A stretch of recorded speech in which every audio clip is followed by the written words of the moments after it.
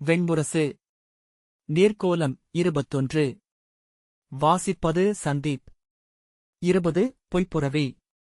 சகதேவனுக்குப் பின் 7 நாட்கள் கடந்து நகுலன் விராட நகரியை சென்றடைந்தான். அரண்மனையின் குதிரைக் கொட்டிலில் தோலாளையும் கையில் சவுக்குமாக வந்து அவன் பணிந்து நின்றபோது தொலைவிலிருந்து அவனைக் கண்ட புரவிகள் திரும்பி நோக்கின. 2 வெண்புரவிகள் கொட்டில் அழையினூடாக தலை நீட்டி பெருமூச்சு விட்டு மெல்ல கனைத்தன. ஒரு குட்டி வாயில் கவ்விய புல் தொங்கியாட அவனை நோக்கித் துள்ளி வந்து தயங்கி நின்று பிடரிமயிர் சிலிர்த்து ம்ரே என்றது. இன்னொரு பெரிய பெண்குட்டி அதற்குப் பின்னால் வந்து நின்று வந்துவிடு. அங்கெல்லாம் செல்லக்கூடாது தெரியுமா என்றது. உடனே சிறிய குட்டி அவனை நோக்கி தாவி வந்து அருகே அணைந்து நான் சும்மாதானே வந்தேன் என்னும் நடிப்புடன் வேறுபக்கம் திரும்பி விழியுருட்டி பின்னால் நோக்கி நின்றது. நகுலன் அருகே சென்று அதன் முதுகை தொட முயலத் துள்ளி விலகியது. அவன் கையை எடுத்துக்கொண்டு வேறுபக்கம் திரும்பி நின்றபோது அது சற்று அருகே வந்தது. அதன் தமக்கை வந்துவிடு. அம்மாவிடம் சொல்லிவிடுவேன் என்றது. போடி என்றபின் குட்டி நகுலனை அணுகி அவன் தொடையை தன் தலையால் முட்டியது. அவன் அதன் பிடரிமயிரை கையில் கொத்தாக அள்ளிப்பிடித்து மெல்ல உலுக்கினான். அது நான் புல் தின்பேன் என்று புல்லை மென்று காட்டியது. ஆனால் பல் நிலைக்காத வாயிலிருந்து எச்சில் கோழையுடன் புற்சரம் நழுவியது. கொட்டில் சுதர் எட்டிப் பார்த்து யார் என்றார். நான் கிரந்திகன். அயலூர் சூதன். தலைமைச் சுதரை பார்க்கும் பொருட்டு வந்தேன் என்றான். உள்ளே வருக என்றார் அவர். அவன் அருகே செல்ல நானும் வருவேன் என்று குட்டி கூடவே வந்தது. வேண்டாம். அவர்கள் கெட்டவர்கள். வந்துவிடு என்றது தமக்கை. குட்டி அதை திரும்பிப் பார்க்கவில்லை. நகுலன் கொட்டகை வாயிலில் சென்று கைகட்டி நிற்க தமக்கையும் வந்து அவனருகே நின்றது. அவன் திரும்பிப் பார்க்காமலிருக்கவே ரு என்று கூப்பிட்டது. அவன் திரும்பி புன்னகைத்து அதன் அடிக்கழுத்தை வருடினான். அது தலையைச் சிலுப்பி நான் விரைந்து ஓடுவேன் என்றது. கொட்டில் சூதர் என் பெயர் நாமன். இங்கே 20 ஆண்டுகளாக பணிபுரிகிறேன். உன் ஊர் எது? குடிப்பெயர் என்ன என்றார். நான் சௌவேர நாட்டான். பிரபவகுடி பிறந்தவன். அங்கிருந்து அயலூர் காணும் பொருட்டு கிளம்பினேன். அவர் ஏன்? ஊரில் என்ன இடர் என்றார். என் உடன்பிறந்தான் பிரிந்து அகன்றான். அவனின்றி என்னால் அங்கு இருக்க முடியவில்லை. அவனைத் தேடி நானும் கிளம்பினேன் என்றான் நகுலன். நீங்கள் இரட்டையரா என்றார் நாமர். ஆம். அவர் புன்னகைத்து ஏனோ அப்படித் தோன்றியது. ஒரு சிலையின் இடப்பக்கத்தை மட்டும் பார்த்தது போலிருக்கிறது உன்னைக் கண்டால் என்றார். நகுலன் புன்னகைத்தான்.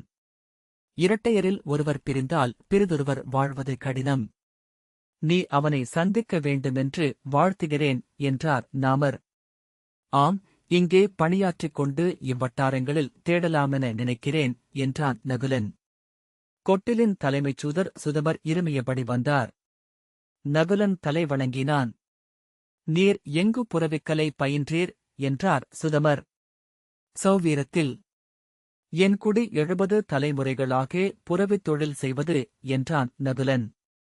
நீர் தேர்ந்தவர் என அவர் நகுலனை கூர்ந்து நோக்கினார். இங்கிருப்பவரில் எவரும் உம்மளவு புரவியை அறிந்தவர்களல்ல. நகுலன் தலை வணங்கினான். அவர் திரும்பி நாமரிடம் பத்மை இவரருகே நின்றிருப்பதை பாரும். இளைய பெண்புரவிகள் ஒருவரை நம்ப பல மாதங்களாகும் என்றார். நாமர் அப்போதுதான் வியப்புடன் அந்த பெண்குட்டியை பார்த்தார். அது நகுலனின் தோலாடையின் முனையை சப்பிக் கொண்டிருந்தது. நீர் போர்த் தொழிலும் கற்றவர் உமது கைகள் சொல்கின்றன. அதை எண்ணியே ஐயுறுகிறேன் என்றார் சுதமர். நகுலன் எங்களூரில் சூதர்களுக்கு போர்த் தொழிலும் தேவை. நாங்கள் வாழ்வது அரைப்பாலையில். போர்த் தொழிலறியா சூதன் புரவிகளை பாதுகாக்க இயலாது. எங்கள் நாட்டில் செல்வமென்றால் அது புரவி மட்டுமே என்றான். அவர் ஐயத்துடன் நீர் க்ஷத்திரியர் அல்லவா என்றார். இல்லை, சூதன் மட்டுமே என்றான் நகுலன். நீர் இங்கே பணிபுரியலாம்.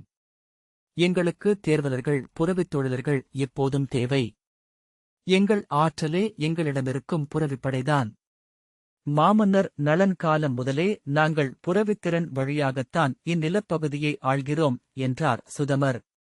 ஆம், அவரைப் பற்றி கேள்விப்பட்டிருக்கிறேன் என்றான் நகுலன். அவருடைய புரவி நூலை அறிவீரா என்றார் சுதமர். என் நூலை என்றான் நகுலன். அவர் ஆகியதாக இன்றிருப்பது ஒரு நூல் மட்டுமே. அஸ்வரஹஸ்யம் 1008 ஈரடிகள் கொண்டது என்றார் சுதமர்.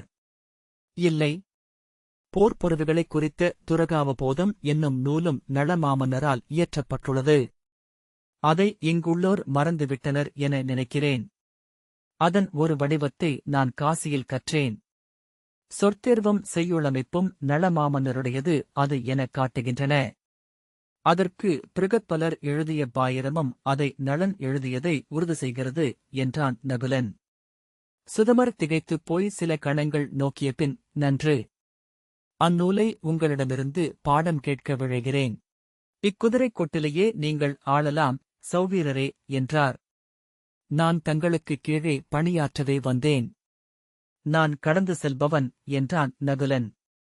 வருக என அவர் அவனை அழைத்துச் சென்றார். நள மாமன்னரின் புரவித்திறனை உருளைக்கற்கள் சிதறிப் பரவிய இக்குறுங்காட்டை நாடென்றாக்கியது. அவர் அடைந்த மெய்மை ஒன்றே. இங்குள்ள நிலத்திற்கு ஏற்ப புரவியுறுபவர்களின் விழிகளை தேர்ச்சி பெறச் செய்ய அவர் முதலில் முயன்றார். ஆனால் புரவிகளின் கால்கள் அதைவிட எளிதாக அத்தேர்ச்சியை அடைவதை அவர் கண்டு கொண்டார் என்றார் சுதமர். எந்தச் சூழலுக்கும் புரவியை பழக்குவதே சிறந்த வழி என்பதுதான் நளநெறி. புரவியை 2 மாதம் முதல் கால் பழக்கத் தொடங்க வேண்டும். அது விழுந்தால் அடிபடாத அகவையில். புரவிகளைப் பழக்குவதற்குரிய வழிமுறைகளைத்தான் அஸ்வரஹசியத்தில் 2ஆம் பகுதியில் 8 பாதங்களிலாக அவர் விளக்குகிறார். முதல் பகுதியின் 3 பாதங்கள் புரவிகளின் குலங்களையும் குடிகளையும் உடற்சுழிகளையும் பிறவி இயல்புகளையும் விளக்குகின்றன என அவர் தொடர்ந்தார். ஆனால் எங்கள் குலம் சிதறிப் பரவிய போது புரவியறிவு தேங்கியது. 2ஆம் மகாகேசகர் இந்நகரை அமைத்தபோது மீண்டும் புரவித் தொழிலை வளர்த்தெடுக்க ஆணையிட்டார். நளமாமன்னரின் காலத்தில் இங்கே தேரப்பட்ட புரவிகளுடன் இங்குறைந்தவர்கள் கீழ்நிலங்களுக்கு சென்றுவிட்டிருந்தனர். அப்புரவிகள் காலம் தந்துவிட்டிருந்தன.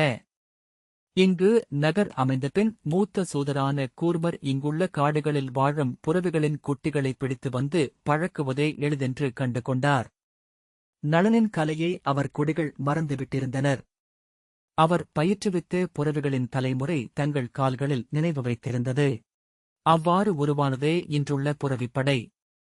எங்கள் புரவிதேரும் கலையை க்ஷத்திரியர் அறியலாகாதென்பதில் நாங்கள் கூர்கொண்டிருக்கிறோம். அரசர் விராடரின் மாற்றிலா ஆணை அதை அறை கூவுகிறது. ஆகவேதான் க்ஷத்திரியரையோ அயல் சுதரையோ நாங்கள் இங்கு நுழைய ஒப்புவதில்லை என்றார் சுதமர். ஆனால் ஏன் உம்மை உள்ளே விட ஒப்புகிறோம் என்று நீர் கேட்கலாம். நீர் அறியாத ஒன்று புரவியிலிருக்கும் என தோன்றவில்லை.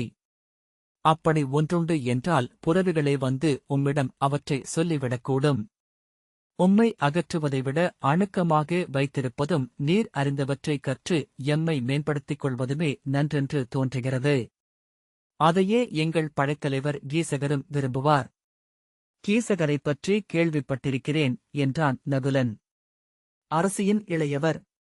மகாகீசகரின் குருதி வழி வந்தவர். நீங்கள் அறிந்திருப்பீர்கள், இங்கே உண்மையான செங்கோல் இருப்பது கீசகரிடம்தான் என்றார் சுதமர். நான் மிகையாகப் பேசுகிறேன் என எண்ணுகிறீர்கள் என அறிவேன். மிகையாகப் பேசுவது என் வழக்கம். பொதுவாக குதிரைச்சூதர் மிகையாகப் பேசுவார்கள். நாளெல்லாம் அவர்கள் குதிரைகளுடன் தனித்திருப்பார்கள். குதிரையுடன் பேசத் தொடங்கினாலொழிய அவர்களால் இந்த தனிமையை கடக்கவியலாது.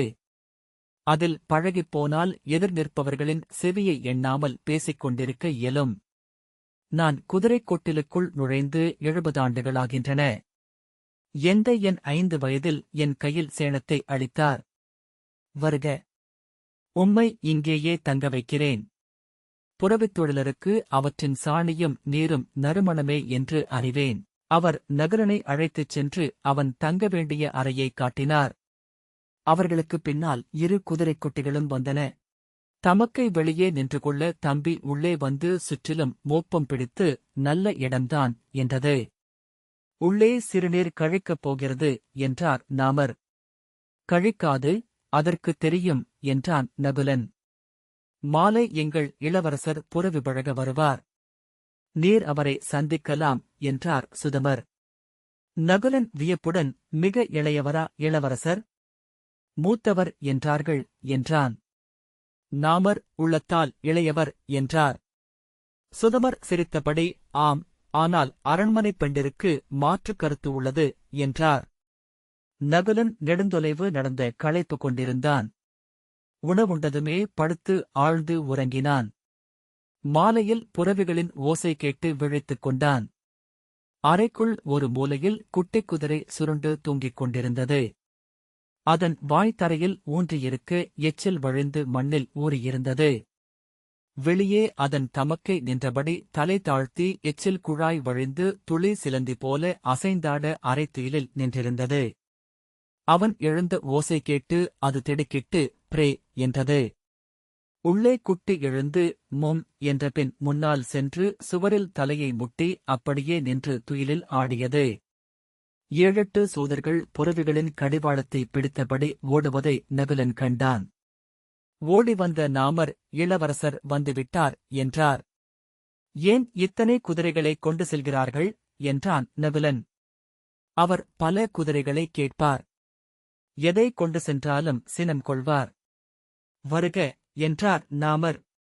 நகுலன் விரைந்து கொட்டிலை ஒட்டியிருந்த சூதர்களுக்கான அடுமனைக்குச் சென்று கைகால் முகம் கழுவி அவர்கள் அளித்த இன்கிழங்கு கூழை அருந்திவிட்டு முகப்பு முற்றத்திற்கு சென்றான். அங்கே முன்னரே குதிரைச் சூதர்களும் பல உயரங்களிலான குதிரைகளும் நின்றிருந்தன. அப்பால் ஒரு தேர் செந்நிறப் பட்டுத்திரைகள் காற்றிலாட நின்றிருந்தது. காவலர்களுக்கு நடுவே பீடத்தில் அமர்ந்திருந்த மெலிந்த உடல் கொண்ட இளைஞனை நகுலன் தொலைவிலேயே பார்த்தான். பார்த்ததுமே புன்னகைக்க வைக்கும் ஒன்று அவனிடமிருந்தது. தசையமைப்பால் அவனை அழகன் என்றே சொல்லிவிட முடியும். சிவந்த நீள்வட்ட முகம், பெண்களுடையவை எனத் தோன்றிய உதடுகள், புகைப்படிவு போன்ற மீசை, பச்சை நிறம் போடிய நீண்ட கைகள். அவன் முகத்திலிருந்த ஒரு சிணுக்கம்தான் அந்தப் புன்னகையை உருவாக்குகிறது என நகுலன் புரிந்து கொண்டான். எதையோ கேட்டுப் பெற முயன்று மறுக்கப்பட்ட குழந்தையின் தோற்றம். இதுவல்ல, இதுவல்ல, மூடா என அவன் சொல்லிக் கொண்டிருந்தான். அவன் பெயர் உத்தரன் என்பதை நகுலன் நினைவுகூர்ந்தான். என் காலணிகள் இவை அல்ல. நான் சொல்கிறேன் என்றான். நேற்று அணிந்தவை இவைதான் இளவரசே என்றான் சூதன். நேற்று இவை இப்படி இறுக்கமானவையாக இல்லை என்றான் உத்தரன். நான் சற்று இறுக்கிக் கட்டுகிறேன். நேற்று இவை இருமுறை கழன்றன.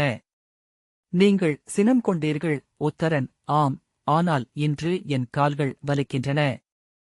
ஆ, என் விரல்கள் என்றான். மெதுவாக என்றார் அருகே நின்றிருந்த சுதமர்.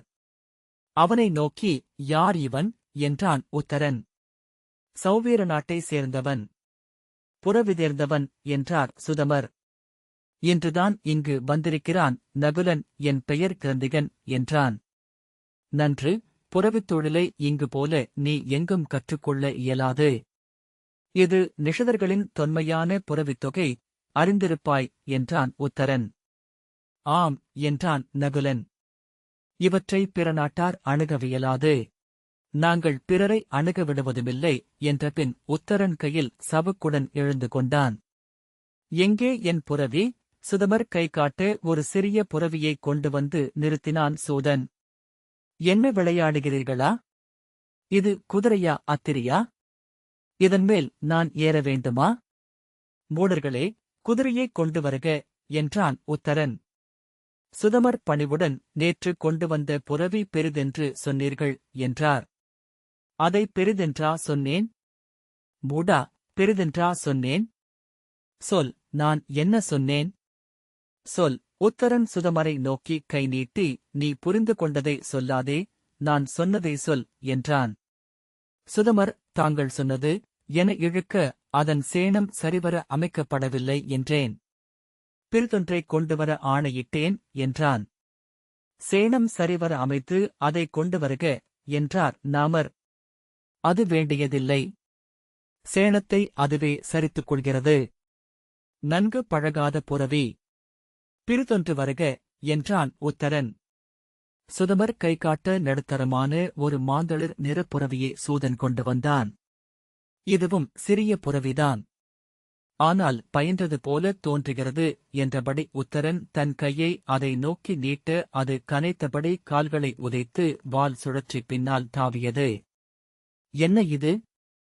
இது பயிலாத குதிரையா என்றான் உத்தரன். இளவரசே, நீங்கள் அதன் விலா நோக்கி கை நீட்டினீர்கள். புரவிகள் அதை விரும்புவதில்லை என்றான் சூதன்.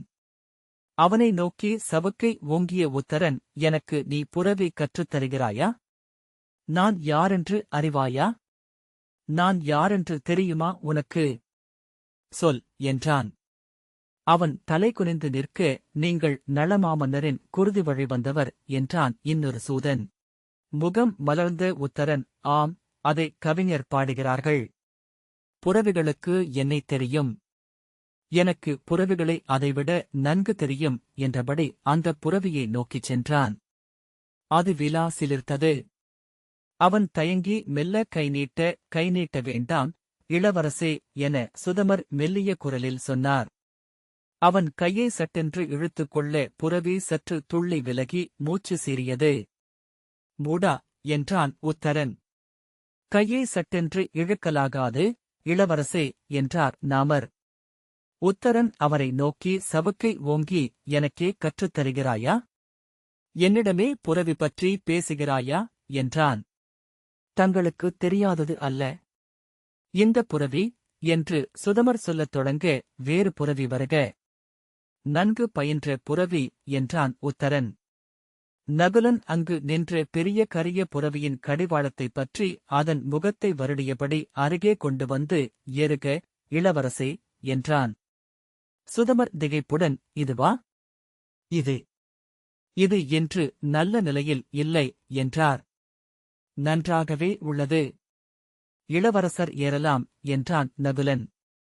கரிய குதிரை. சுழிகள் பொருத்தமானவையாக இல்லை. மேலும் என்றான் உத்தரன்.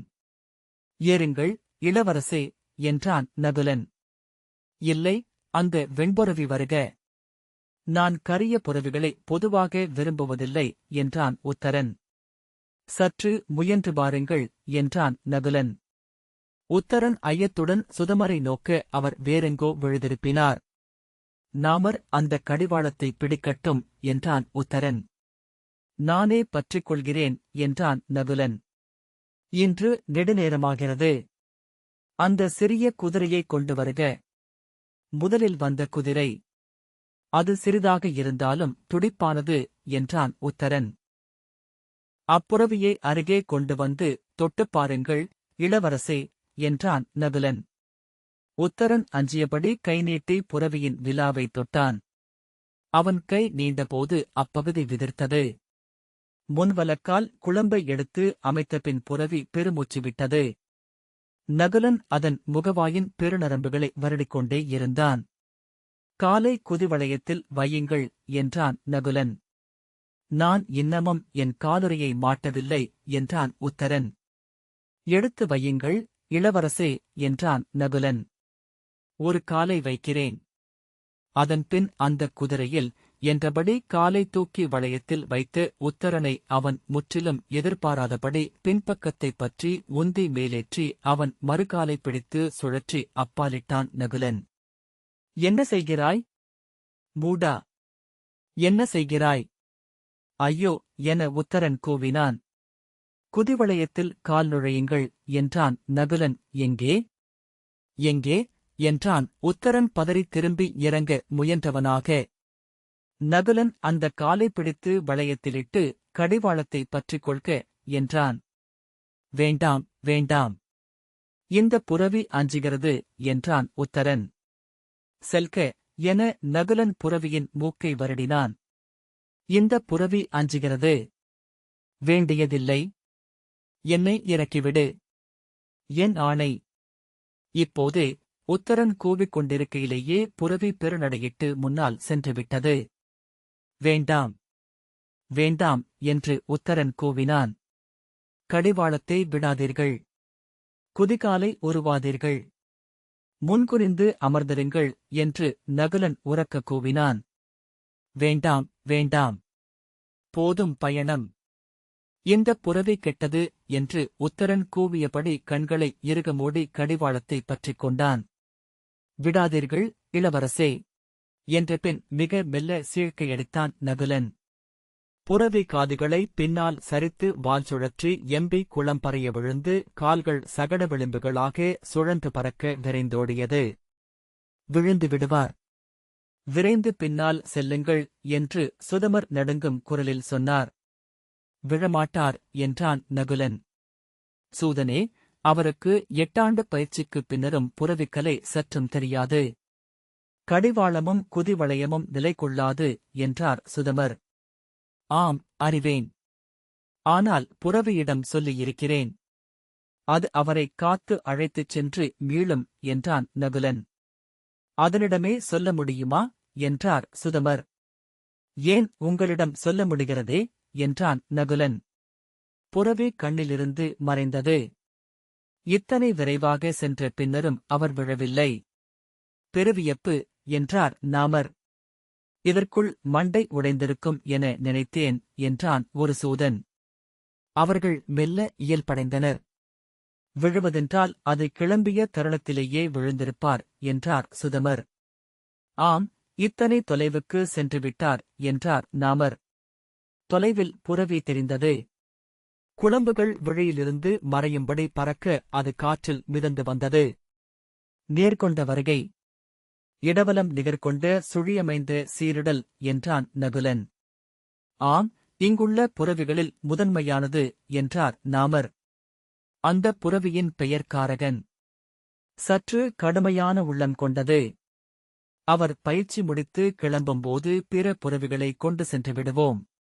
அந்தப் புரவியை மட்டும் அழைத்தபடி ஒரு சூதன் அவர் பின்னால் சாலை வரை செல்வான். அதில் அவர் பயிற்சி செய்வதாக ஊரார் நினைக்க வேண்டுமென அவர் எண்ணுகிறார் என்றார் சுதமர். ஆனால் ஊராருக்கே தெரியும், அவரால் கன்றுக்குட்டி மேல் கூட அமர இயலாதென்று. காரகன் ஒரு பெருக அணுகி வந்து விரைவழிந்து குளம்புகள் தாளம் நிலைக்க மூச்சிறைத்தபடி நின்று நகுலனை அணுகி அவன் தோள்மேல் தன் பெரிய தலையை வைத்தது. கடைவாயில் வெள்ளி நூல்வலை என தொங்கிய நுரை அவன் தோள்மேல் சொட்டியது. புரவிமேல் அப்போதும் உடலை இறுக்கி பற்களை கிட்டித்து கடிவாளத்தை முருகப் பற்றி கால்களை அணைத்து விழிமூடி அமர்ந்திருந்தான் உத்தரன். இளவரசே என்றார் சுதமர். ஆ என விழித்துக் கொண்டு அவன் விழப்போனான். நகுலன் அவன் கால்களை பற்றிக் கொண்டான். உத்தரன் நிலை கொண்ட பின் திரும்பிப் பார்த்து அதிர்ந்தான். புரவி நின்று கொண்டிருப்பதை அப்போதுதான் உணர்ந்தவன் போல கீழே குதிக்க முயன்றான். நகுலன் அவன் கால்களைப் பற்ற அவன் மெல்ல இறங்கி நின்று தரையில் புரவியின் விசை எஞ்சிய உடல் நிலை கொள்ளாமல் தள்ளாடினான். நகுலன் அவன் தோளை